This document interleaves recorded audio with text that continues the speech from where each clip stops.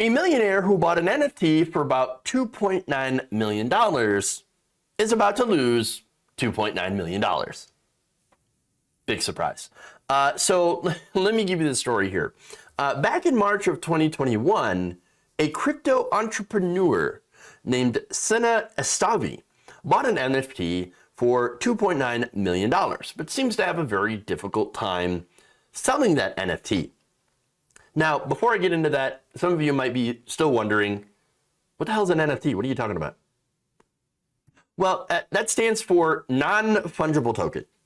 So basically what that means is that it is supposed to be unique. There's supposed to be a unique identifier that cannot be replaced with something else, and it is supposed to show that you technically own this thing. Now, this thing, of course, is not real. It only exists online in something called a blockchain. And so it's basically not a real thing. It doesn't actually exist.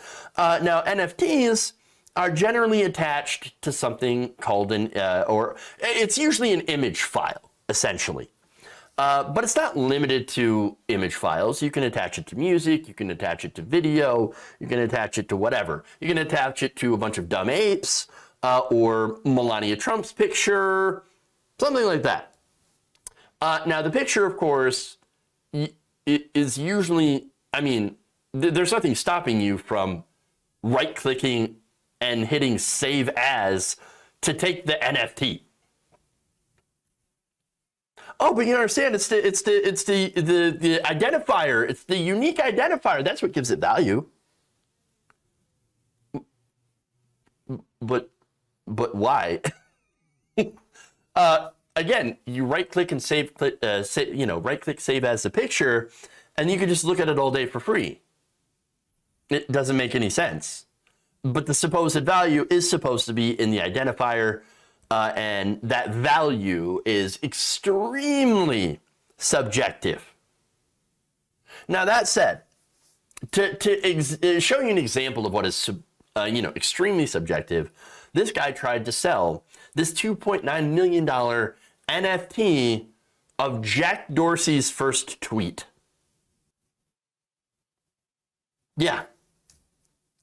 Of which, of course, you can look up online, right-click and save as, and you can also own a copy of Jack Dorsey's first tweet. So now, yes, you could go and funge this image. It is absolutely fungible. And you know what? You could funge that image all day. You could funge it real good. And yet, Estavi tried to sell this for $48 million.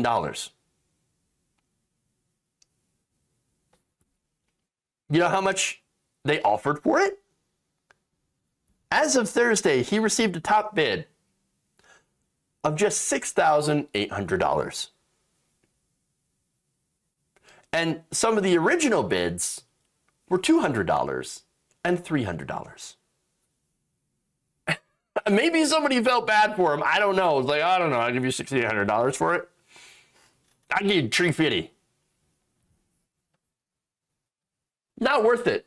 Not worth it. It's just, it's dumb. All right. But now, following this less than stellar bid, he decided to take down this listing.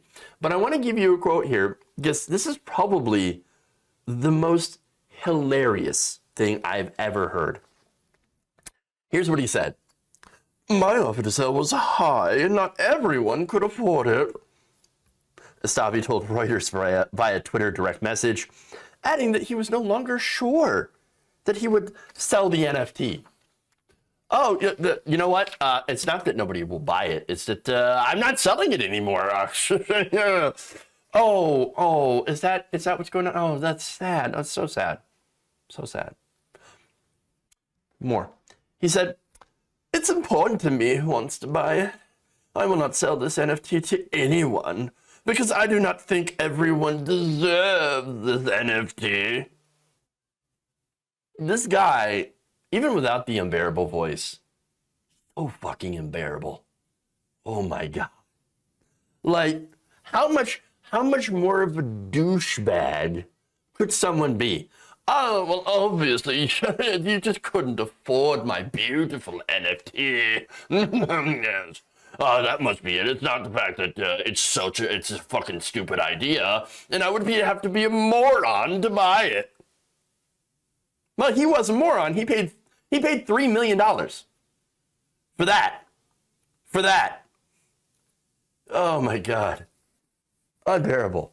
Unbearable. Oh, you can't afford my shitty NFT. Good, because I don't want to sell it.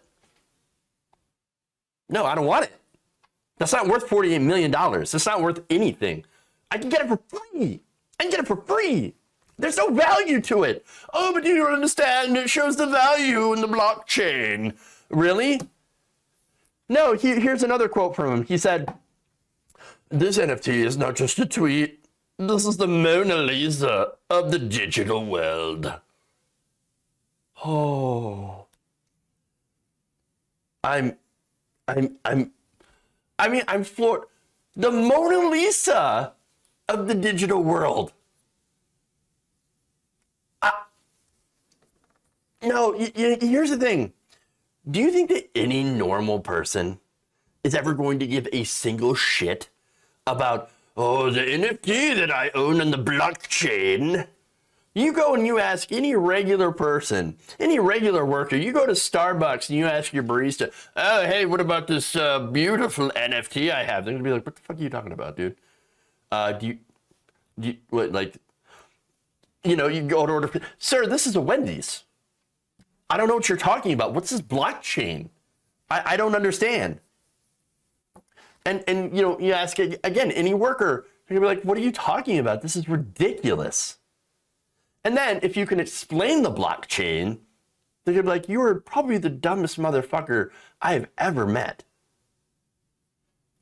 I mean, again, and if you're buying an NFT, if you are buying an NFT, unless you've actually made money off this, because, hey, people have actually made money selling these things because there were people stupid enough to buy them.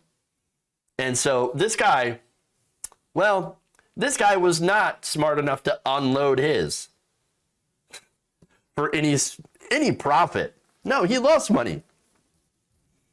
No, if you've made money on it, good for you, man. That's great. But if you're the one buying it and holding the bag and losing money, then you probably are stupid, like literally, and you have too much money.